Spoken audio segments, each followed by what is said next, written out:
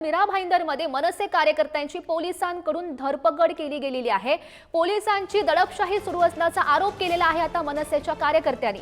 व्यापाऱ्यांचा मोर्चा निघतो, आमची गळचेपी का असा सवालही ते उपस्थित करतायत। उत्तर भारतीयांच्या मोर्चाला मोर्चानं उत्तर ते देत होते, मात्र त्याआधीच त्यांची धरपकड केली गेली।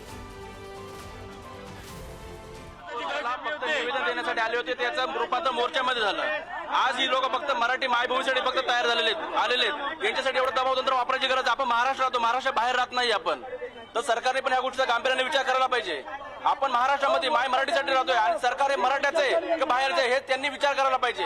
ऍडिशनल सीपी असतील सीपीएस त्यांनी पण या गोष्टीचा विचार करायला पाहिजे। पोलिसांना आमचं सहकार्य आहे, पोलीस पण मराठीचे आहेत, त्यांनी पण सहकार्य करायला पाहिजे। सहकार्याच्या भावनेतूनच सगळं चालू आहे, पण यांनी फुकटच याच्यामध्ये ना एक वाद होईल असं तयार केलं, असं यांनी वातावरण तयार केलंय। असं नाही झालं पाहिजे। शांततेत मोर्चा होता, शांततेत मोर्चा झाला असता एवढं वातावरण चिघळवायचं कारण नाही, हे जाणबुजून वातावरण चिघळवलं। बघताय कुठल्याच खरं तर कुठल्याही पक्षाचा मोर्चा होता, हा मराठी माणसांनी याचं नेतृत्व मराठी माणसांनी केलं होतं। मराठी माणसाचा मोर्चा होता आणि मराठी सगळे एकत्र आले होते। याच्यामध्ये वाद करून घेण्याचं कारण सरकारने जाणून याच्यामध्ये वाद केलेला आहे। इथले कोणी पण ऍडिशनल त्यांनी मुद्दाम वाद ओढून घेतलेला आहे। काही गरज नव्हती एवढं सगळं करण्याची, काही गरज नाहीये। फक्त हा आमचा शांततापूर्वक आंदोलन होता, त्याला गालबोट लावलेलं आहे सरकारने उगाचच, काही गरज नसताना हे चालू आहे। आणि दडपणशाही आहे, याच्यावरती कुठे ना कुठेतरी दडपशाही चालू आहे। माणसाने आवाज करू नये एवढंच चाललंय त्यांचं। हुकुमशाही करायची का? आम्ही शांततेत मोर्चा काढणार का? आम्हाला अधिकार नाही आहे का? मराठी माणसाला अधिकार नाही का मोर्चा काढण्याचा? मारवाडी गुजराती मराठ्यांचा मोर्चा निघतो, आमचा मोर्चा निघू शकत नाही, ही का दडपशाही चालली आहे? आम्ही काय नुकसान करणार होतो का? शांतते आमचं म्हणणं आम्ही मांडू शकत नाही का? मराठी माणसाने महाराष्ट्रामध्ये आपलं म्हणणं मांडू नये का? हा आमचा सवालला प्रश्न आहे। आमचं काही म्हणणं नव्हतं। आणि खऱ्या अर्थानं आपण बघू शकतो तर आता अनेक लोक जे आहेत की आता इकडे हे थेट म्हणतात की आम्ही इथं कुठल्याही पक्षाचे नाही, आम्ही एक आहोत, आम्ही मराठी माणसं आहोत आणि मराठी माणसाला इकडे मोर्चा का काढू दिला जात नाहीये हा सगळ्यात मोठा प्रश्न उभा राहता दिसतोय। आणि ते चित्र इकडे निर्माण होता दिसतंय।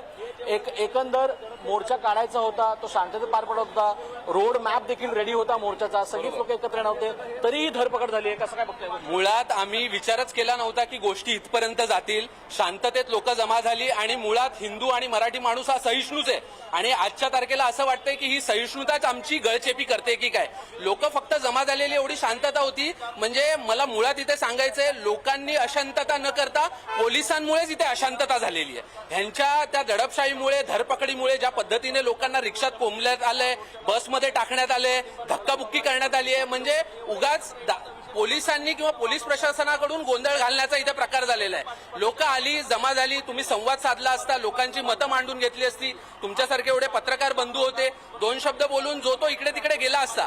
पण ज्या पद्धतीने अशी दडपशाही झाली, ज्या लोकांना यायचं नव्हतं त्यांना सुद्धा हे पाहून वाटतंय की आम्ही सुद्धा तिकडे जायला पाहिजे होतं। पण तुम्ही हे म्हणता की तेढ निर्माण करण्याचा प्रयत्न झाला असं तुम्हाला वाटतं का? याच्याने मुळात तेढ निर्माण करण्याचा प्रयत्न कुठल्याही समाजाचा नसतो, गोष्टी ह्या अपघाताने होत असतात, पण त्या अपघातातले झालेल्या गोष्टी कशा व्यवस्थितपणे हाताळायचा हेच सरकार आणि प्रशासनाचं काम असतं। पण अपघात झाल्यानंतर त्याच्यापेक्षा मोठा अपघात कसा करता येईल हे ह्या वाटचालीवरून आणि हे जे प्रकार चाललेत ह्याच्यावरून आम्हाला तरी असं वाटतंय की हे कुठेतरी सॉल्व्ह करण्याचा नाही तर अजून मोठा त्याला काहीतरी वेगळं वळण देण्याचा किंवा हे करण्याचा प्रयत्न चालू आहे असं दिसतंय। या सगळ्या अनेक लोक म्हणतायत की 2-3 दिवसापूर्वी सुद्धा इकडे मोर्चा निघाला होता, तोही शांततेत निघाला होता, तुम्हीही शांततेत मोर्चा काढणार होता, त्यांच्यावर पण केसेस झाल्या, पण तुम्हाला परवानगीच मिळाली नाही। मुळात परवानगीचा विषय असा आहे की तुम्ही जसं म्हणजे एखाद्या गोष्टीसाठी सुरुवात करताच तुम्ही जर कोणाचा हात आणि गळाच धरत असाल, त्याला जर बोलूनच दिलं नाही, त्याला मतच मांडू दिलं नाही, तर ह्यापेक्षा वाईट बाब असूच काय शकते।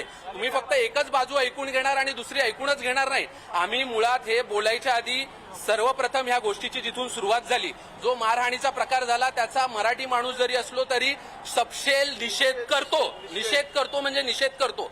पण ह्याचा अर्थ असा नाही की आम्ही मराठीसाठी काही बोलणार नाही।